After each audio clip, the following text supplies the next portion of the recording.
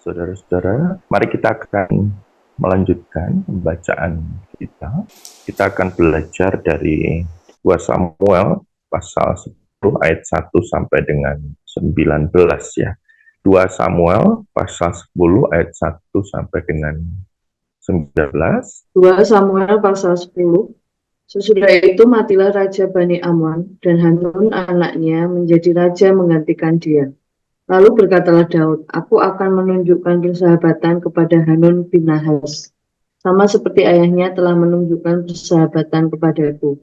Sebab itu Daud menyuruh menyampaikan pesan turut berduka cita kepadanya dengan perantaraan pegawai-pegawainya karena kematian ayahnya. Tetapi ketika pegawai-pegawai Daud sampai ke negeri Bani Amon itu, berkatalah pemuka-pemuka Bani Amon itu kepada Hanun, tuan mereka, apakah menurut anggapanmu Daud tidak menghormati ayahmu? Karena ia telah mengutus kepadamu orang-orang yang menyampaikan pesan turut berduka cita. Bukankah dengan maksud untuk menyelidik kota ini, untuk mengintainya dan menghancurkannya, maka Daud mengutus pegawai-pegawainya itu kepadamu? Lalu Hanun menyuruh menangkap pegawai-pegawai Daud itu, disuruhnya mencukur setengah dari janggut mereka dan memotong pakaian mereka pada bagian tengah sampai pantat mereka. Kemudian dilepaskannya mereka. Hal ini diberitahukan kepada Daud, lalu disuruhnya orang menemui mereka. Sebab orang-orang itu sangat dipermalukan. Raja berkata, tinggallah di Yeriko sampai janggutmu itu tumbuh. Kemudian datanglah kembali. Setelah dilihat Bani Amon bahwa mereka dibenci Daud, maka Bani Amon itu menyuruh orang menyewa dari orang Aram, Bet-Rehob, dan orang Aram dari Soba, 20.000 orang pasukan berjalan kaki dari negeri Maka, 1.000 orang, dan dari orang-orang Top 12.000 orang. Ketika Daud mendengar hal itu, disuruhnyalah Yoab maju dengan segenap pasukan pahlawan. Lalu Bani Amon maju, diaturnya barisan perangnya di depan pintu gerbang. Sedang orang Aram dari Zoba dan dari Rehob dan orang-orang Top dan Maka akan ada tersendiri di padang. Ketika Yoab melihat bahwa serangan itu mengancam dia dari depan dan dari belakang, maka dipilihnya sebagian dari orang pilihan Israel, lalu ia mengatur barisan mereka berhadapan dengan orang Aram itu. Selebihnya dari rakyat itu ditempatkannya di bawah pimpinan Abisai, adiknya yang mengatur barisan mereka berhadapan dengan Bani Amon itu. Lalu berkatalah Yoab, jika orang Aram itu lebih kuat daripadaku, maka haruslah engkau menolong aku. Tetapi jika Bani Amon itu lebih kuat daripadamu, maka aku akan datang menolong engkau.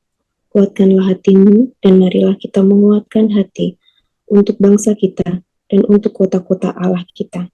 Tuhan kiranya melakukan yang baik di matanya. Lalu Yoab, tentara yang bersama-sama dengan dia, maju berperang melawan orang Aram, dan orang-orang itu melarikan diri dari hadapannya. Ketika Bani Amon melihat bahwa orang Aram sudah melarikan diri, maka mereka pun larilah dari hadapan Abisai dan masuk ke dalam kota. Sesudah itu pulanglah Yoab setelah memerangi Bani Amon dan sampailah ia ke Yerusalem. Ketika orang Aram melihat bahwa mereka telah terpukul kalah oleh orang Israel, maka berkumpullah mereka bersama-sama. Juga Hadadezer menyuruh orang Aram yang di seberang sungai Efrat maju berperang. Mereka sampai ke Helem di bawah pimpinan Sobak, panglima tentara Hadadezer. Setelah hal itu diberitahukan kepada Daud, maka dikumpulkannya seluruh orang Israel di seberanginya sungai Yordan, lalu sampai ke Helam. Orang Aram mengatur barisannya berhadapan dengan Daud dan bertempur melawan dia.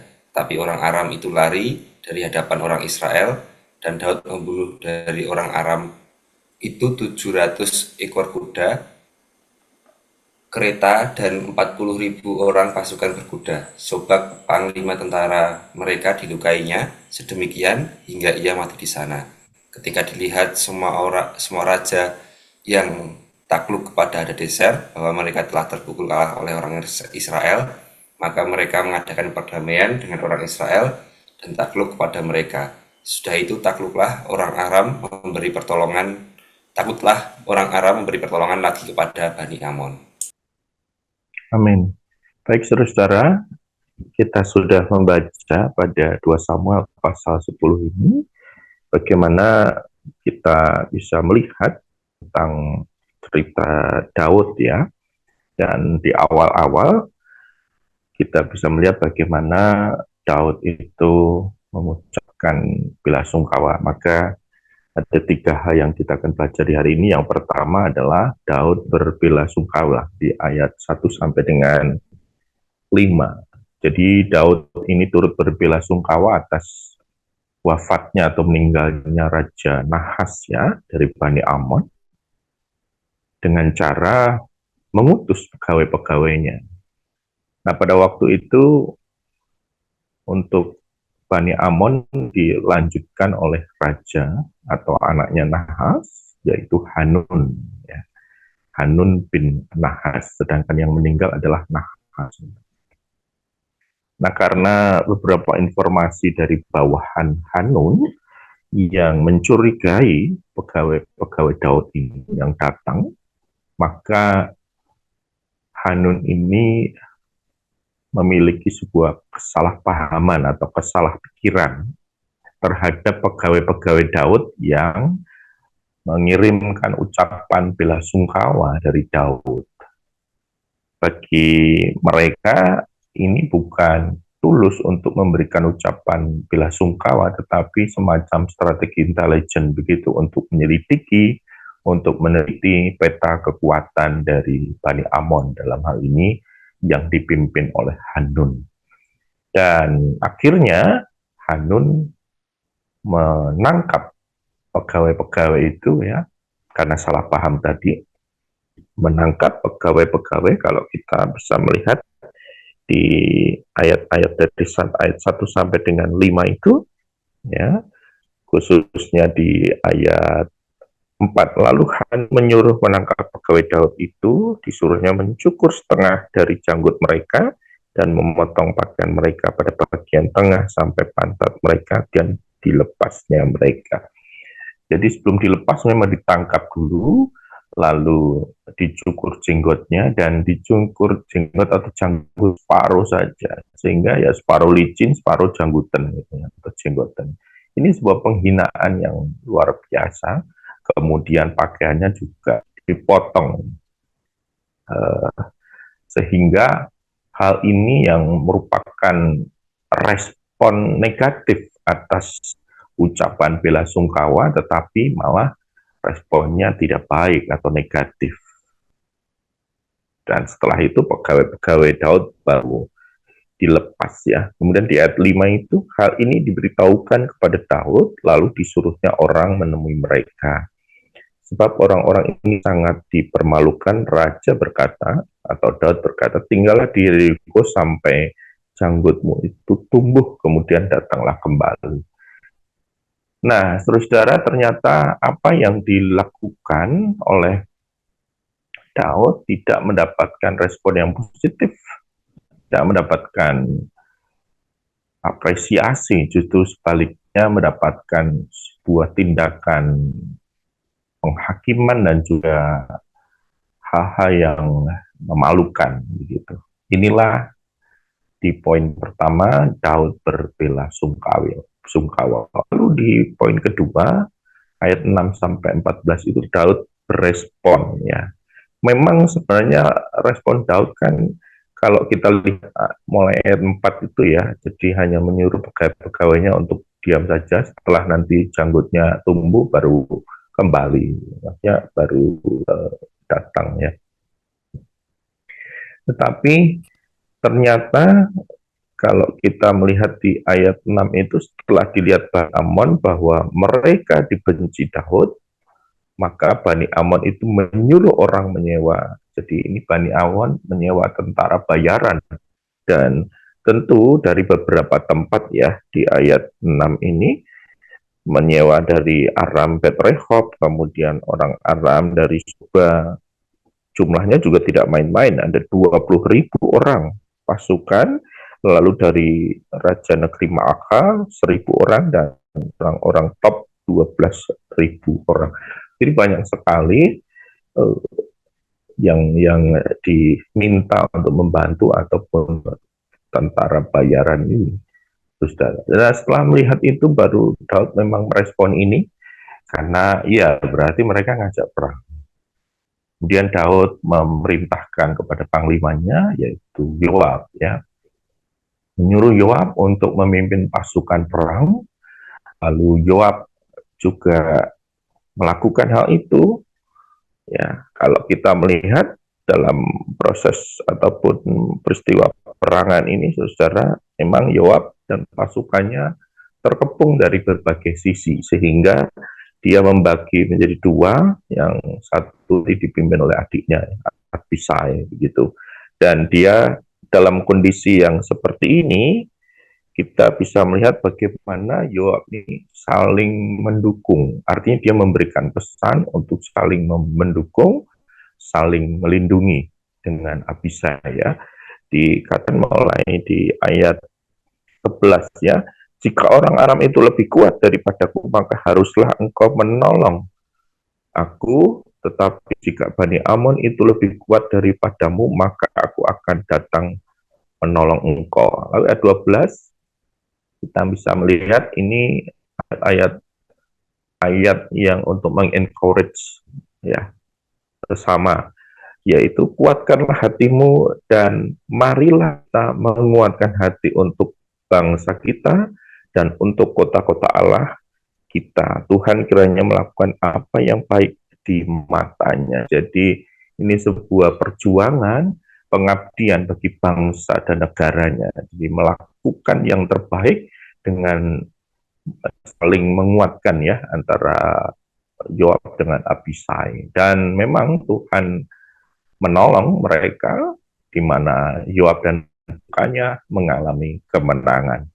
Ini yang luar biasa, berawal dari respon Daud untuk menyuruh, ya, Yoab sebagai panglimanya untuk melakukan pertempuran. Dan yang ketiga, poin yang ketiga ayat 15-19, Daud berperang di ayat 15 sampai ke 19 ini. Jadi Daud melawan orang Aram, ya.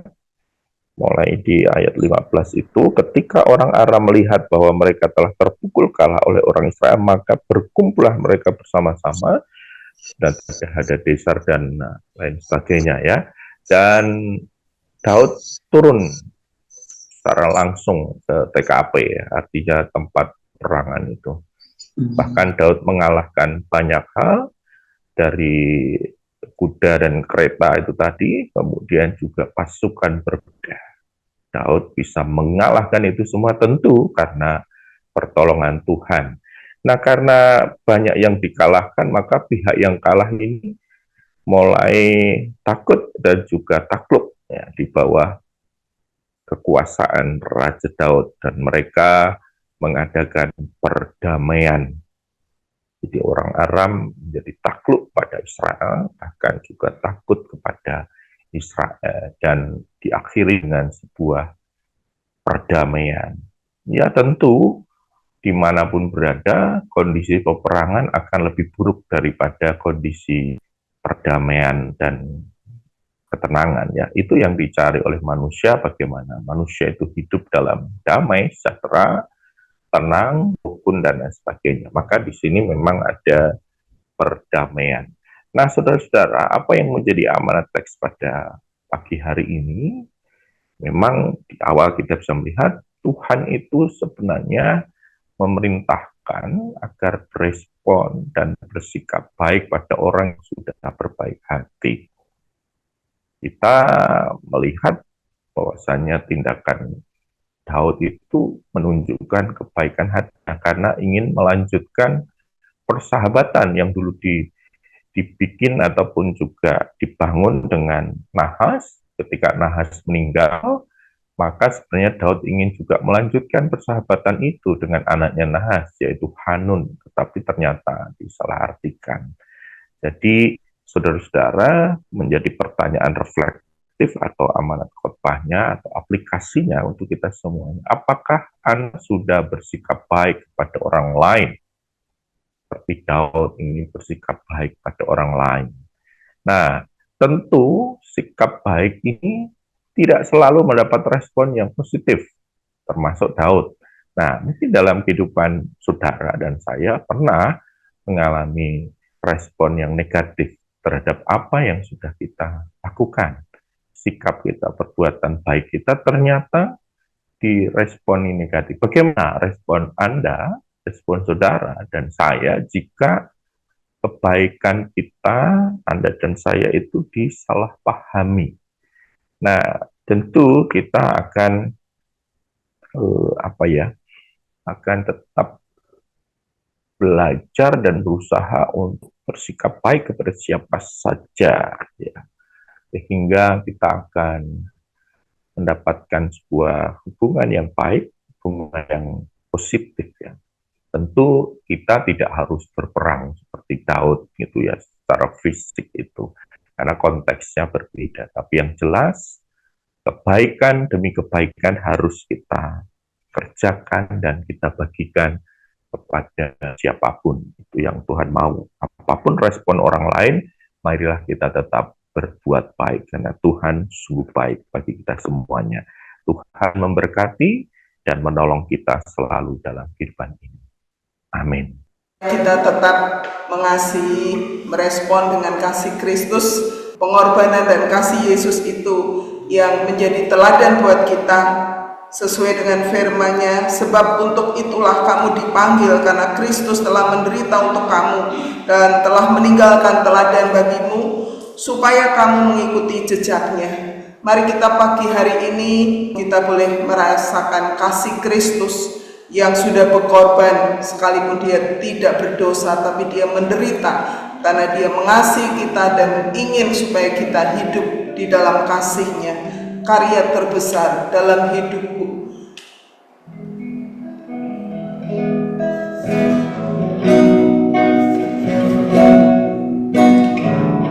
Siang terindah,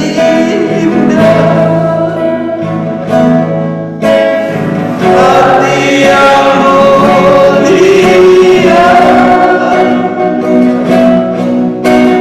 hanya ku temukan di dalam-Mu, Yesusku. Tiada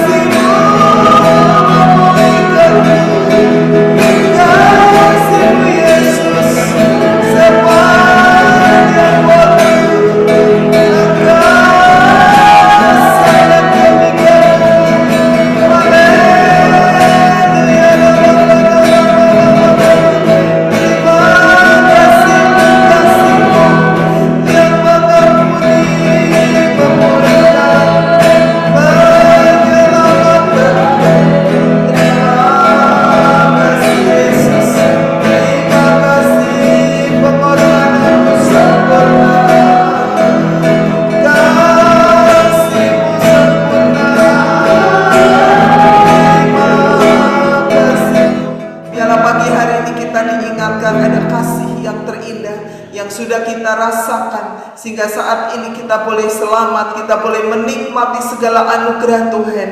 Kita saat ini juga minta supaya kasih Kristus memenuhkan hati kita, sehingga ketika kita disalahpahami, ketika kita menderita karena Kristus, kita tetap kuat di dalam Tuhan, mengampuni dan menyatakan kasih Kristus di dalam hidup kita, khususnya hari-hari ini. Kita mau saksikan kasih-Nya bagi orang lain. Mari kita bersama berdoa. Bapa di surga, aku mengucap syukur kepadamu ya Tuhan, karena kasih-Mu aku diselamatkan, karena kasih-Mu aku diampuni dari segala dosaku, karena kasih-Mu Tuhan aku berharga, berarti di dalam Engkau. Aku bersyukur kepadamu Tuhan. Dialah Tuhan kasih Kristus yang hari-hari ini kami peringati melalui pengorbanan-Mu, boleh membuat kami Tuhan penuh dengan kasih ilahi. Saat kami tidak dipahami, saat kami dicela, saat kami diejek karena Engkau, dialah Tuhan kami mau mengampuni, kami mau Tuhan melepaskan pengampunan, supaya orang-orang yang mengejek kami, yang menjahati kami, boleh mendapatkan kasih karunia pengampunan daripada Engkau. Terima kasih Tuhan, ajar kami untuk terus mengasihi sesama kami. Terima kasih Tuhan, terima kasih. Di dalam nama Yesus kami berdoa, kami mengucap syukur.